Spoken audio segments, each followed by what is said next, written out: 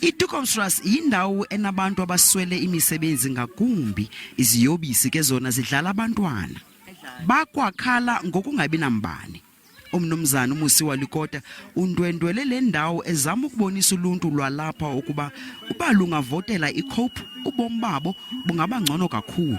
If you vote for us, I promise you, you can hold me, among others, as accountable for this.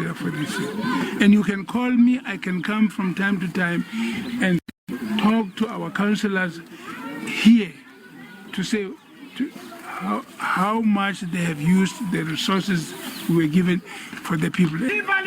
Bavuye ngakumbi ke abantu bale ndawo xa lokalekota ezokubandwendwela. One thing I really appreciate is that President Lekota came here, the very, very first man of high esteem, a credible man within the government, to come here and see himself, not here, see himself what the conditions are.